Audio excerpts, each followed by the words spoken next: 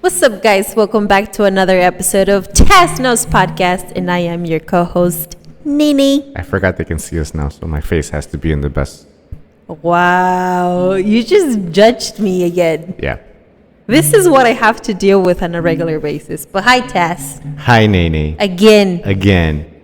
So, for this one, it's going to be a good one. I think it's going to hit the spot. But we've been encountering certain interactions with students, and some of them lack reliability and dependability. So I think this topic may bring some, it may bring some thought provoking. Have you guys seen the clips of Cardi B on trial? Bro, I feel like we're competing with Cardi B with her faces right now. I'm just trying to think. Now that I'm being recorded, I feel like I'm put under pressure. It's not like she does this every week. Okay, fine. Well, anyway, I have a really good question for you. And Shoot. it's, can mental reliability be trained like physical endurance? Yes, How? by training it. How? By training it. Can you stop putting the mic away from your face, please? So I have to. You want me to stay like this for the next 45 Yeah. minutes? Okay. Right? Thanks, guys. Coming to you live from Warrior Evolution MMA. This is Tazz. It's just going to help. Otherwise, you're going to keep forgetting. Now she's questioning my ability to remember to hold a microphone. It's not like I grew up a WWE fan for the past 26 years of my life. All right, stop bragging. Okay, you can stop bragging, okay? I'm just saying. Just because some of us didn't grow up with professional wrestling Watch, I doesn't can mean even we do don't. this. Mister. No? What was the question? I said, can mental reliability be trained like physical endurance? And how do Yes. you train that? How do you train mental reliability? So I would put myself in, before we start getting attacked and from students that, oh, you guys were talking about me. Well, if we were talking about you, or if you feel like we're talking about you, gotta think about what that means. I wasn't very reliable. I really don't think. I would put myself in the category of as someone that was reliable. I lied a lot. I had excuses for everything. When I started lifting weights, I started lifting weights in 8th grade is I think when my dad taught me how to lift weights.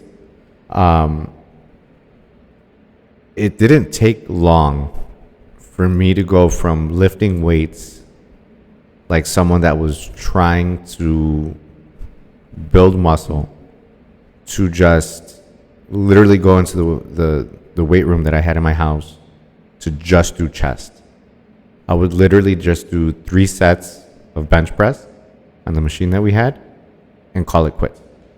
And then I'd have an excuse, oh, my knee hurt, blah, blah, blah, whatever. I literally one of those. only did chest like 2 or 3 times per week.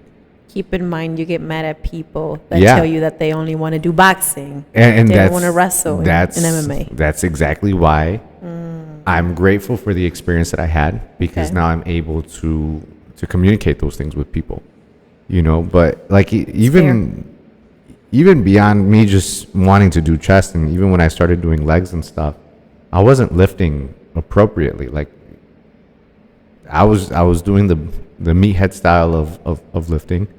I was doing 3 sets of 10 on full body 3 times a week with the same exercises.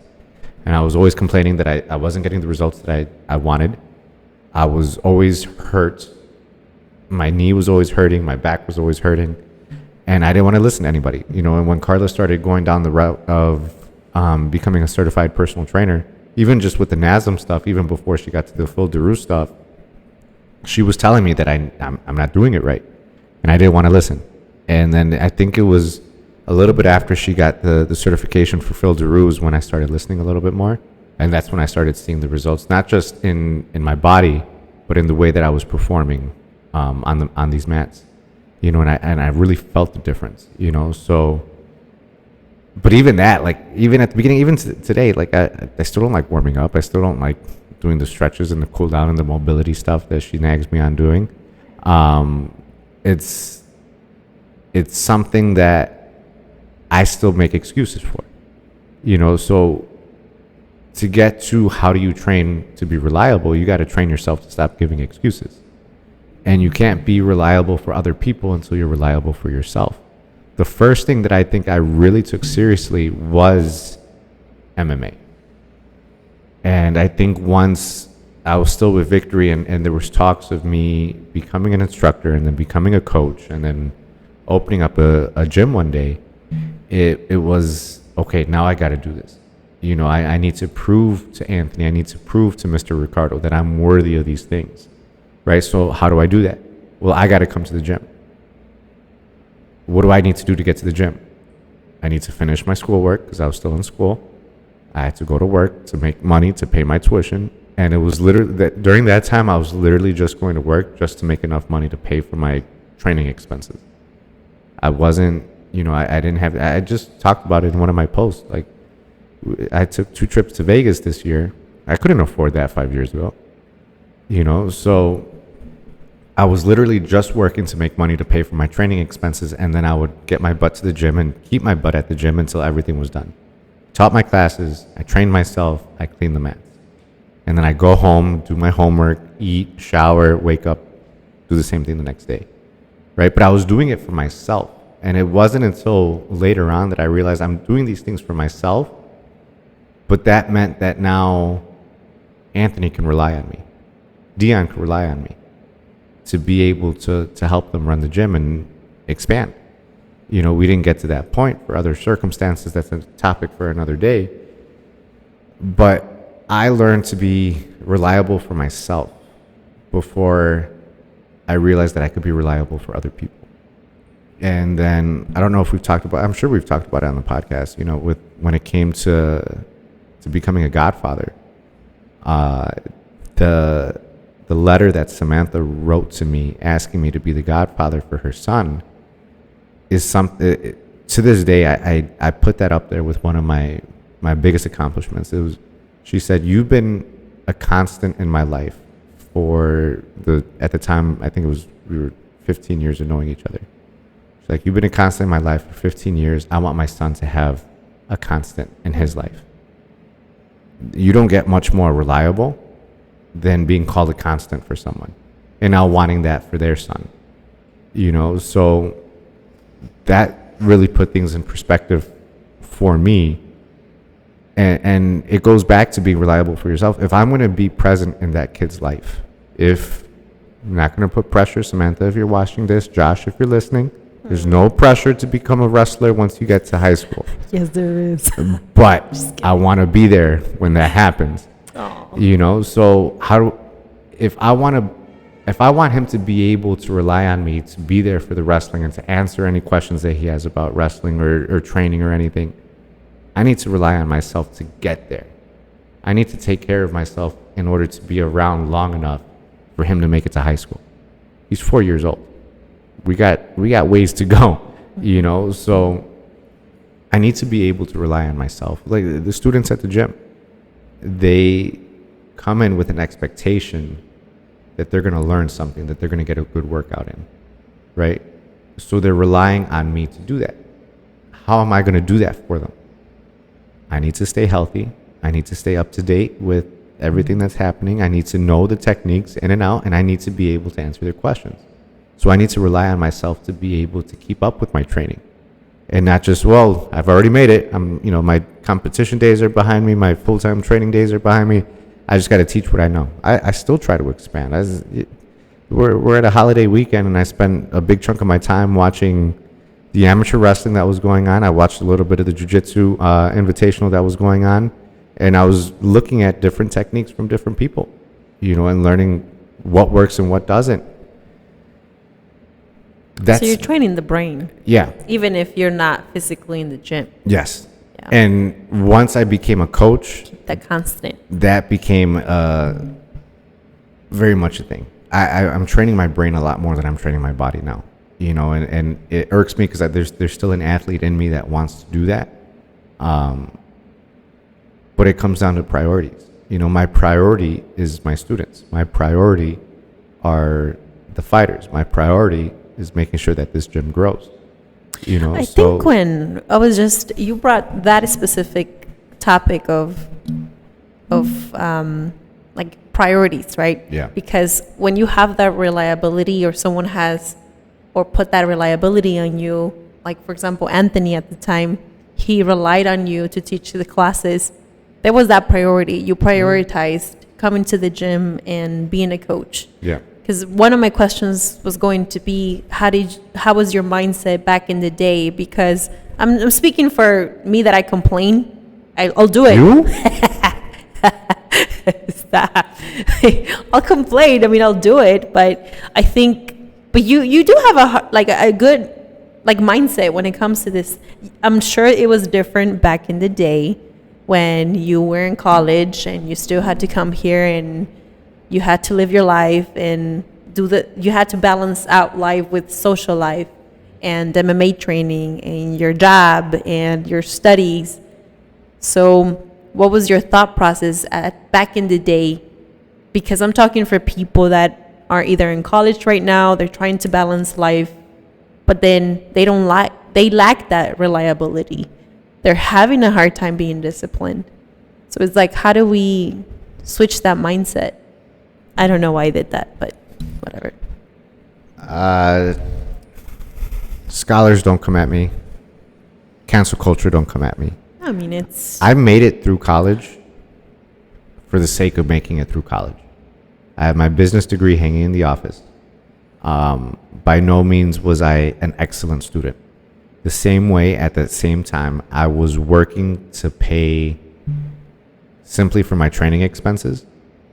I was going to school and studying and doing my homework to the extent to just pass that class. I was not striving for straight A's as much as my dad would have liked me to be a straight A student. Yeah. It's not what I was not aiming to be a straight A student. I was aiming to get by because I knew this was where I wanted to be, what I wanted to do, and where I wanted to go in the future. So school taught me to go through the hard things, and this helped me go through. I know for sure I've used the example before, but I hated public speaking. I hated giving presentations in class. And there was one particular class. It was a big project. I think it was our final project for one of our marketing classes, and I had that professor the semester prior, but this was a bigger project. There was, I think, 6 of us in the group, and it had to be a 20-minute presentation, 20 or 30-minute presentation. So I always tried to be, as soon as the group, I tried to start taking over. I didn't want to be necessarily the leader, but I was the one that was the first one to say, I'll take this part. I like to do the conclusions for 2 reasons. I felt like one of my strengths was putting things together. And 2, whoever was in charge of the conclusion didn't have to do much research because it was the group that had to do the research, and then they put it together. And then my job as the closer was to put everything that they had presented, put it together to make it make sense. So I felt the workload was a lot easier for the person closing. So that's why I went for it. And I'm standing up there with my group, and I started getting real bad nerves about presenting. This project was like something ridiculous. It was like 60% of my grade or something. And it was a group project, so now I'm relying on reliability. I'm relying on my teammates to do their part, because without their part, I can't do my part. And there was a few times in those things where I'd be in the group chat, and I hate group chats. I was like, I need this. I'm going to be training from this hour to this hour. So I'm telling you, you literally don't have to have it in until midnight. If you have these things to me by midnight, I will have everything done by 1:30 a.m. Just get it to me by midnight. I'm not rushing you guys. I'm not going to get to it anyway. Take your time, but get it to me, and we can finish this. I was standing up there. I was really nervous. And the day before in training, we were doing a strength and conditioning where we've been doing the whole month, and people had been competing to get the fastest time in the workout. And I got the fastest time. And I got my name up on the wall when we were doing that. And I felt good about it, you know, and I'm standing up there in my class. I'm all nervous. And then I was like, this is what I was doing 15 hours ago. Why am I nervous about speaking to a group of people for the next 10 minutes? It's dumb. Nerves went away. I went out there and I did my thing. And the professor said, you guys made the right choice by putting Sean at the end, because he's real smooth with his speaking. He's real good at putting things together. I had him in my class last semester, and he was really good at that last semester. So you guys did a good move. And here I am. I was like, I just did that to be lazy, you know. But he took it as that there was a strategy for it, you know. So, but you also had the work smart, not hard mentality. Yeah. Yes. And some people might find that as lazy, because partially the reason why you did that was because out of pure laziness. Yep. But then you also see that, like, if you can know your strengths and you know that your strength was that putting things together, then you're pretty much working smart. Yeah. And my dad taught me that. He's like, always work smarter, not harder. Which took a little bit on the physical side of training, because the techniques didn't come natural for me. I'm not a natural athlete. I'm not a natural martial artist. Like, everything that I have, I've worked extremely hard for it. You know, and if I take a little bit of time off, like I took a weekend off and I lost 5 pounds. I know people are pissed, like, how do you take a vacation and lose weight? It's the muscle that I have. I fight very hard. If I miss a workout, if I miss 2 workouts, I'm losing, you know? Yeah. So it was hard for me to grasp the work smarter part. And that's where, when it came to start lifting the proper way, the way that Carla was asking me to lift, I was very hesitant. Because now she's telling me to pull back on the weight, pull back on the intensity. I was like, if I do that, I'm going to lose all the gains that I've worked very hard on getting, you know. But it's now looking at what's best for my body, you know, because obviously at the time I was younger and I wasn't experiencing the aging effect. And, you know, it's like, okay, if I want to be there for my godson, if I want to keep being there for the gym, I need to take care of my body. So if that means resting, if that means, you know, pulling back on the intensity and the heavy weights, then okay, that's something that I'm going to have to do. Don't forget Wyatt. And yeah, be there for Wyatt, you know. So it's one of those things that is like, all these things started happening to put things in perspective, you know. But I can't be there for Wyatt. I can't be there for my godson. I can't be there for my students if I'm not there for myself first, you know. So as selfish as that sounds, and, you know, most everyone's been on a plane, and when they explain to you, okay, we're going to drop the oxygen masks if you need it, put the oxygen mask on yourself before you start helping other people, right? You need the oxygen before you can help. You need to take care of yourself before you can take care of other people. You need to be able to rely on yourself before you can rely on other people. You know, when I say I'm going to do something, I'm going to do it for me. That's why we're recording this on Labor Day. We're here at the gym on the day off. We're going to go lift weights after this. Day off. After I just try to build a power rack, you know? So my days off are basically there to catch up on taking care of what I need to do outside of the gym. You know, this podcast, as much as hopefully it helps our students, the goal is to reach out to other people beyond just people that train MMA, you know, because what we use on this podcast is MMA as like another language. Yeah.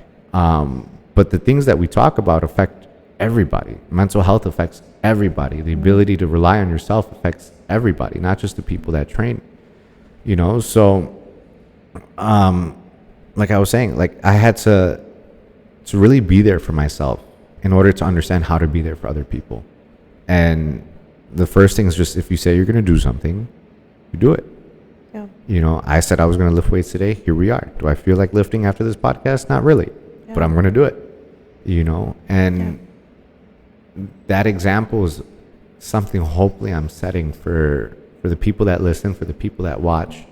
And when I go quiet on Instagram, it's not because I'm not doing anything. It's because I don't feel like posting it. You know, I have so many workouts that I've done that aren't recorded. I had a real good circuit training last Friday that I was so in it and trying not to die, I didn't record it.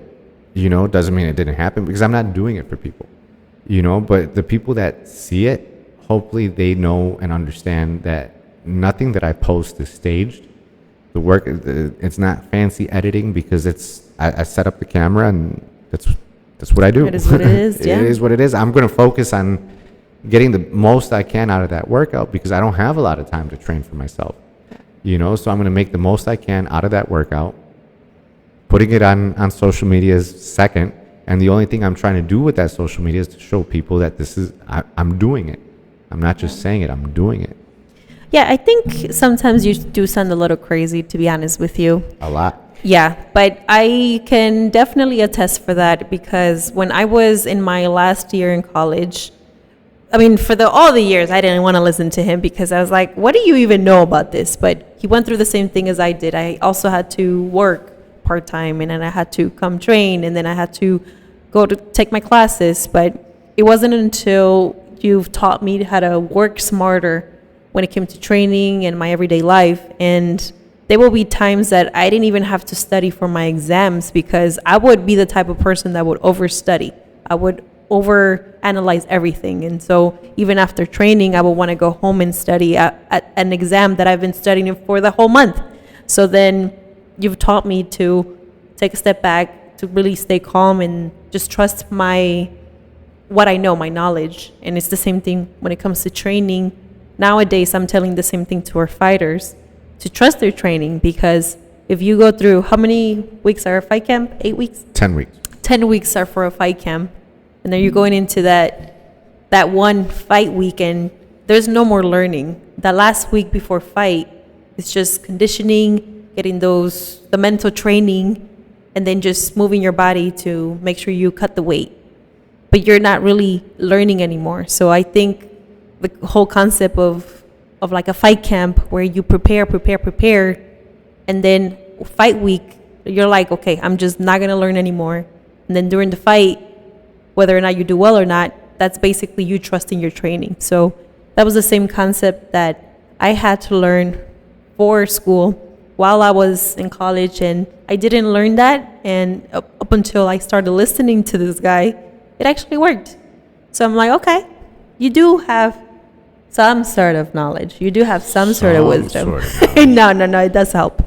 You know, and that's, as much as I hated school, I'm glad that I went through it, because when I hear people try to come up with excuses, and that's where me not being reliable at the beginning helps out too, because now I know the excuses and I can call people out on it. Because you did them. Because I did them. Yeah, all the excuses as to why, you know, and when people get stuck, you know, if they get taken down and they can't get up, and it was like, well, I was trying to do this. I was like, my first training partner at Victory was almost 400 pounds, you know, and I was 125 pounds. Dang. So I don't care how big they are.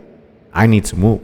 Yeah. Right? Even if I'm failing, I need to move, because that's just going to get my body used to moving. If my body's used to moving and then I have to slow it down, that's going to be a lot easier than now trying to get my body to go. But move with a purpose. Yes. Yeah. And I've been through a lot of it, and you know, I think because social media wasn't big back then, and I even if it was, I probably wouldn't have taken it seriously and you know, recorded more stuff. I didn't start really getting this much into the social media side until I took the business over, you know, and people, I think, forget that I've gone through those things, that I've been through school. So when people use school as an excuse, they don't look at me and like, oh, he doesn't look smart. He definitely didn't go to college. Because when I've told people that I have a college degree, they're like, really? And they look so shocked. I was like, wow, thanks.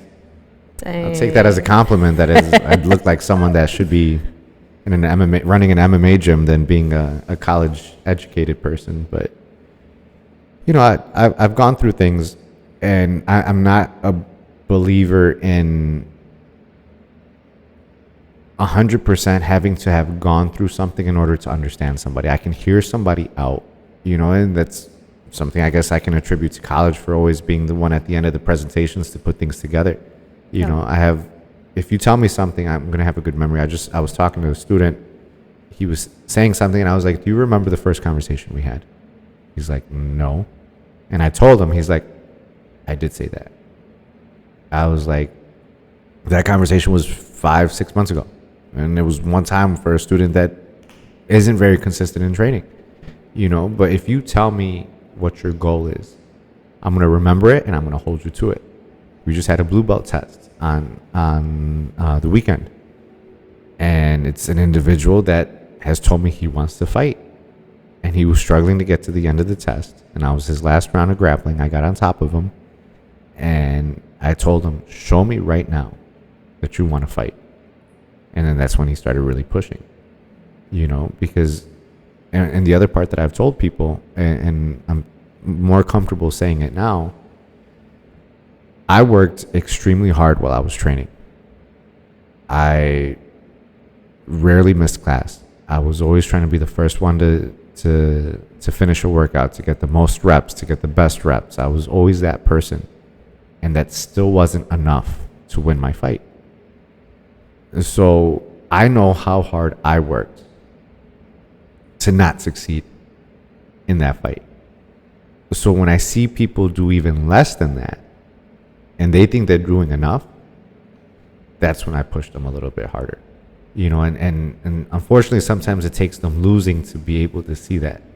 And all I'm trying to do is make sure that they don't hit that loss, because it sucks. Losing sucks. I hate losing, but sometimes we have to go through it in order to really see ourselves and see the work that we're putting in and see where we have to make our improvements. Well, like Ilya Tapuria told Joe Rogan in a podcast, that if you're losing, you're really learning. So a lot of our fighters that have experienced losses, including myself, like, we've had to learn how to humble down for sure.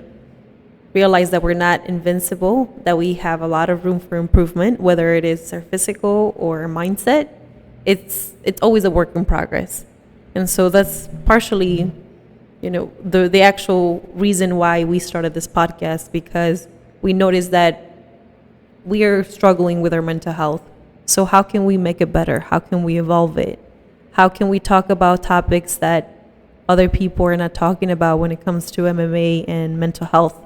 So, what is your mindset now when it comes to when fighting, and reliability? Because I do want to bring back the adventure that Tazz and Leo went through for this last fight. And there was a lot of back and forth. Decade. I know, right? Like a whole decade. But it's like a lot of back and forths. And I wish I would have been able to film some of the hard conversations you and Leo had. But there was a lot of back and forth on whether or not Leo was going to take this championship fight. I think if someone was around recording from the first day that we met to what we have now, it would have made for a really good documentary. When Leo changes the world and saves the world and inspires everybody, and they make a movie about him one day. Hopefully they get a handsome buff actor to play me. But our story kind of fits into what we're talking about, because I did not trust Leo, and I'm not going to speak for him whether or not he trusted me at the beginning. But when Anthony told me, Leo's going to take over at Midway, I tried to stop Anthony from doing that, because I was like, and Midway wasn't even my home gym. Midway is a gym that I pulled myself out of because I didn't want to be there. But despite me not wanting to be there, I was like, you can't let Leo run things. That's how much I didn't trust him. But I give Leo a lot of credit for that belt obviously hanging in the gym. But the evolution of my coaching style and my confidence as a coach is largely due to Leo. He had no reason to trust me when he decided to have his first fight. I was new at running the business. His first fight was the same year that we started Warrior Evolution. I had only cornered a handful of fighters. The first fighter I ever cornered tore his ACL. You were the second fighter, I think. You won your first one. And then... Ralph. And then, yeah. And then you and Ralph fought literally a year apart. So after your first fight, I didn't corner anybody, I think, for a year. And then Ralph got knocked out. And that was my like third experience as a coach, I think. And then Leo. So I didn't have a great record in coaching. I didn't have a great understanding of what I needed to do as a coach to get people there. Leo had no reason to trust me. But he did, you know, and I'm very proud of the work that we've done. I'm very proud of the growth that we've had. The conversations that him and I have had in private have been some of the most meaningful conversations I've had with a human being, where I think those conversations have shaped us as humans more than what we've done on the mats. And I'll forever cherish those, and has gotten me to fully trust him. Clearly, he still trusts me after all these years. And even after he had his first loss, I was like, well, this is it. He's gonna venture off. And he's trained at different places, and he always comes home, you know. And I've had the honor and the privilege of walking with him to the cage for every single one of his fights, you know. And when he put that belt on my shoulder that night, I try not to show a whole lot of emotion, especially in front of my students.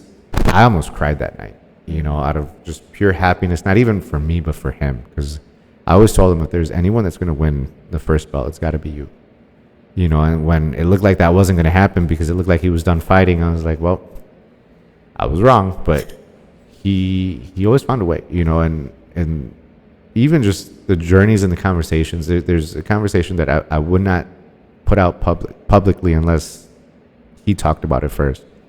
But the journey to that belt was a very moving experience, and the fact that we got there means a lot, because like I said, there were conversations, and we turned down fights prior to this one because he was legitimately done, you know. And it was conversations that he trusted me to have, and he told me exactly where he was. We were texting, and he sent me a voice message because it was just too much to send through text, you know. And he poured his heart out, you know, and I told him what I told him, and we waited a little bit, but eventually it just got, everything lined up the way that it was supposed to line up, you know. Because I think if we would have taken the other fights, the other title fights, would he have won? Absolutely.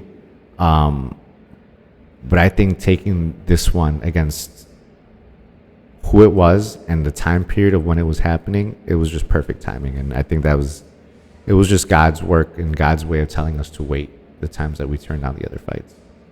It was just meant to be. Yeah. Everything literally came full circle, but yeah. I was just thinking like how scary it is as a coach to have put the time and effort in a lot of hard conversations with the fighters, and they go into the cage and then we lose.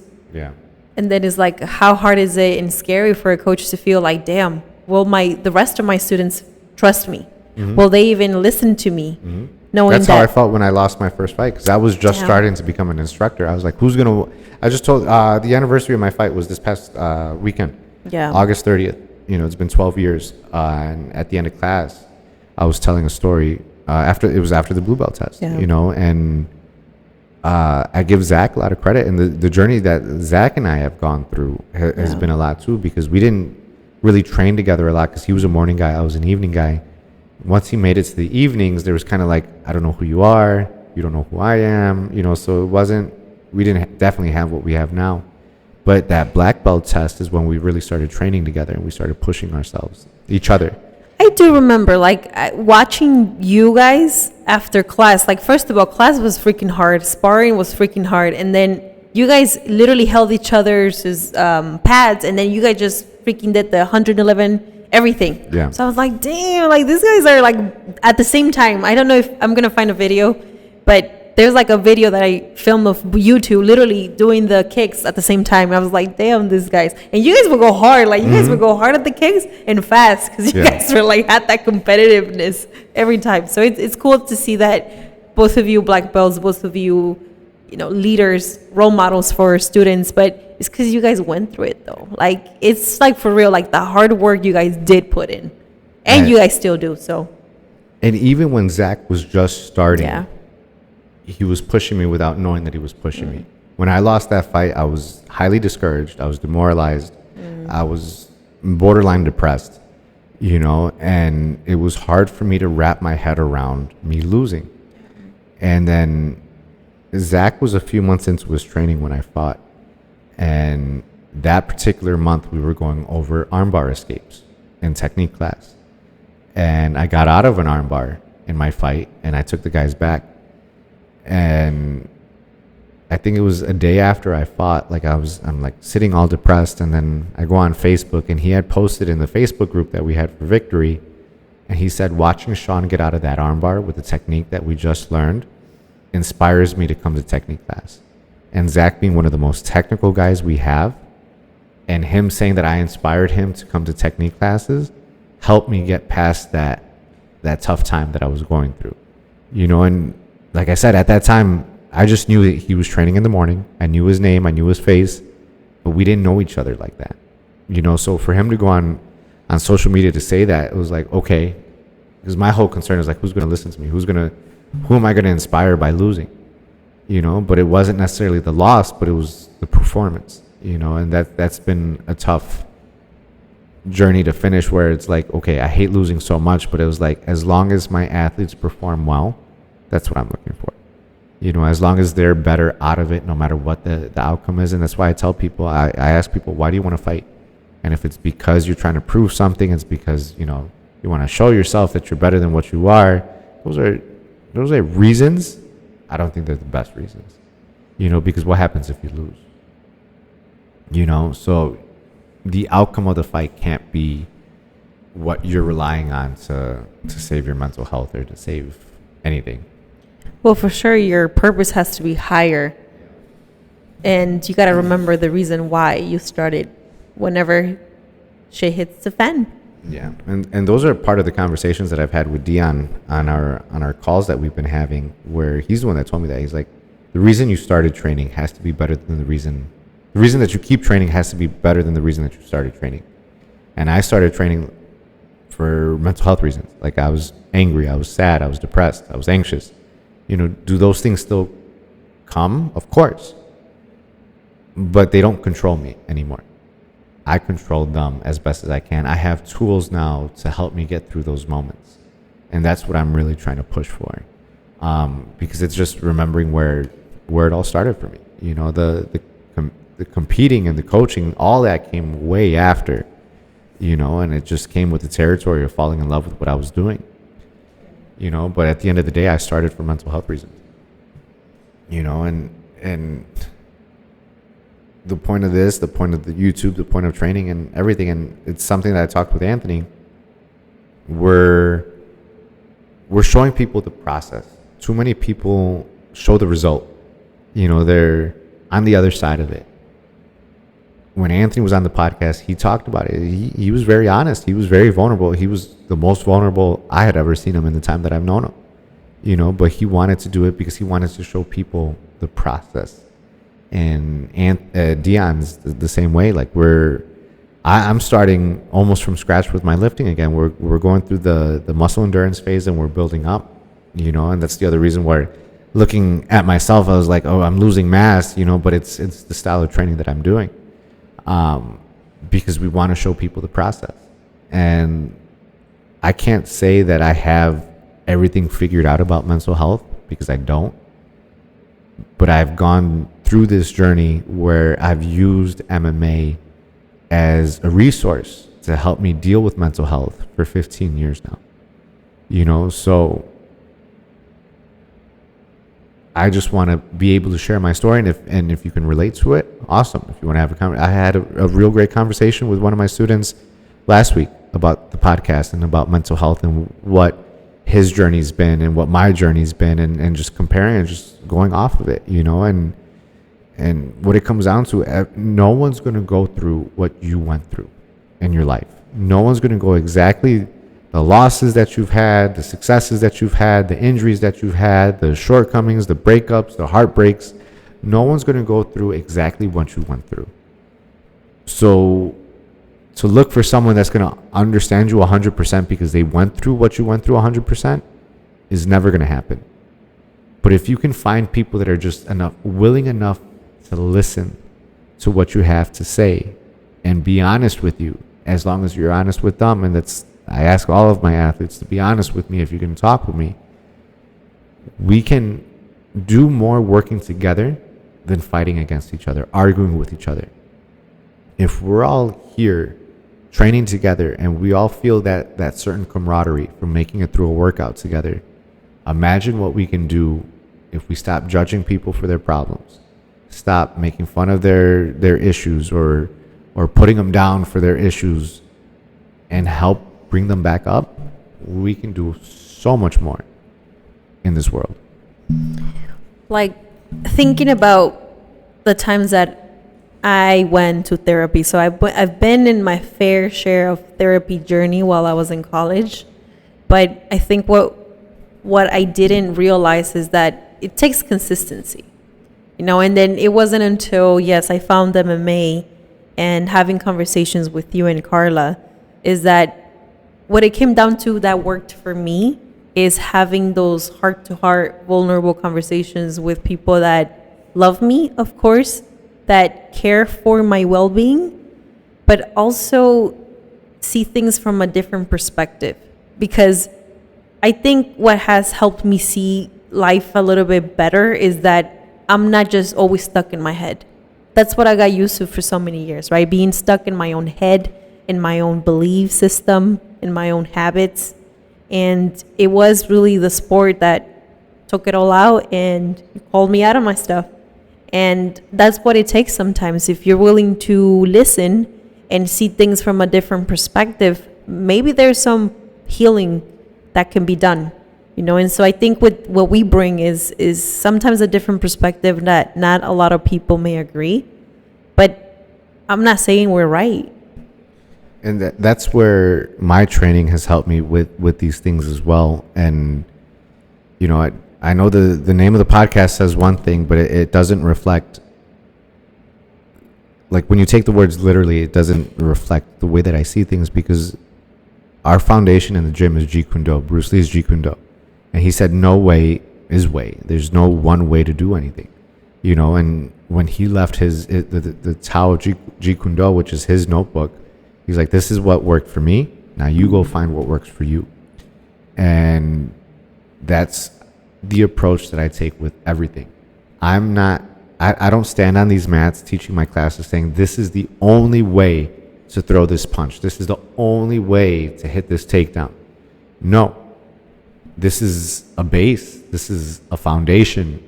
And we can find ways that suit you based on your strengths, your weaknesses, your size, your injuries, your past experience, whatever the case is. We'll find a way that makes it work specifically for you. And it's the same thing with mental health. Like, Naynay has her experience with therapy. The Suplex the Stigma episodes, they were open enough to talk about their experiences with therapy. I have nothing against therapy. I just haven't done it. I haven't gone through it. Could I benefit from it? Probably a lot. But I'm not going to speak on something that I haven't gone through. I'm only speaking on the things that I have gone through. And there's a combination of things that can work. Like, so many people have come to me and told me that they started this after they started therapy, because therapy recommended that they find an outlet, and I'm more than happy to be an outlet as long as people are using that tool and truly understand what we're doing here. It's not just to let out the anger, but it's to give you the tools to manage your anger. Things that make us angry is always going to be around. Stress is always going to be around. We can't eliminate stress, but how we manage our stress, the same way, how do we manage being taken down and now someone's holding me on the ground? I can't just stress and be angry about it. I got to do something about it. I got to actively do something about it. When someone punches me in the face, I'm either going to try to run away, and there's no running away in the middle of a round, or if you're in a cage fight. But how are you going to manage the emotions that you feel from getting hit? And how are you going to stop getting hit? And how are you going to start hitting back? I think that, for me, that's the perfect metaphor in life. Like, life is going to hit you. It's what are you going to do with it?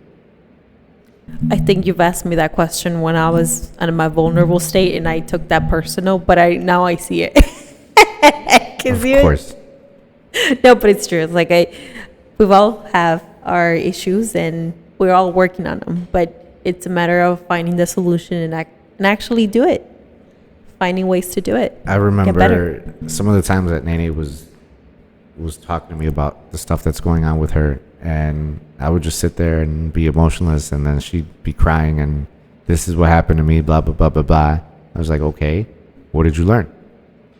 And at the beginning, I was met with, you don't even care how I feel. I was like, and I gave this example to somebody else. If I pinched her, she's the only one that pinch didn't hurt me. That might have hurt her, but I can understand that it hurts because I've been pinched before, but that particular pinch did not hurt me. If she tells me that hurts and she's telling me to stop, I don't have to have her. I'm like, well, it didn't hurt me, so why should I stop?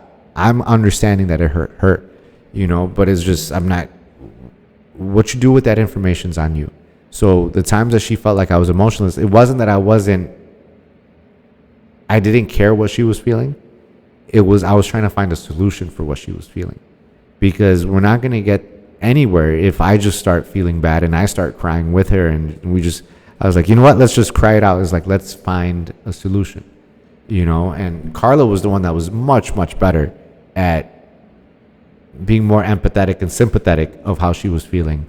I was the one that kind of put the logic into things and like, hey, let's figure out why you're feeling this way, to learn how to maybe prevent it, and if we can't prevent it, how can we manage it?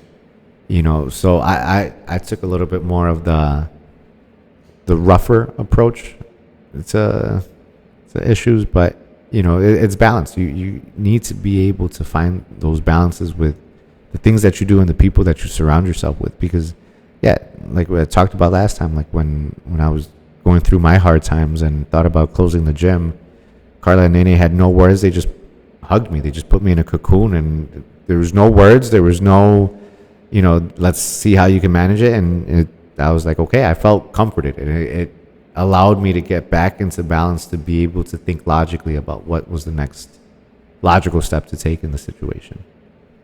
Well, the right people will learn who you are and adapt and make you better, and they will give you whatever you need. That's for sure. Agreed. But that's how the cookie crumbles, guys. No more further questions, Your Honor.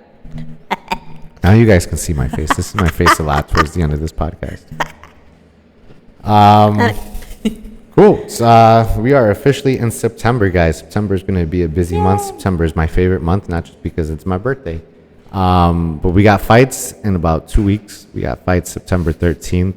Aaron's opponent did drop out, but we still have Jeremiah and Snady on the card. A tentative lineup has already come out. Jeremiah is going to be first on the card. Snady's like fifth from the top, so we're going to be there for a while. But if you haven't gotten your tickets, we have tickets in the office. If you are a student, if you're not a student and you still want tickets, let me know. I think they're cheaper through us because you don't have to pay the processing fees anyway. It's at Cicero Stadium, September 13th. And then we also have Suplex the Stigma, a professional wrestling show that is benefiting mental health resources and suicide prevention resources on September 27th in Kenosha, Wisconsin at the Brat Stop.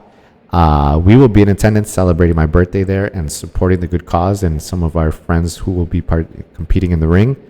So those tickets, I put the link in my stories this week. Follow along. Be there if you can be there. It'd be awesome. We're going to have a good time. What else? Follow us on social media. If we forgot to say anything else, you can follow Naynay on all major social media platforms at Naynay_MMA. And then you can subscribe to her YouTube and Patreon at Naynay MMA. You can follow me on all major social media platforms at Tazz MMA_fitness. And then subscribe to my YouTube at Tazz Knows. Follow the podcast on Spotify if you have not already. I'm done. That's it. I think that's it. Thanks, guys. So thank you guys for listening, and we'll catch you all back next week. Bye.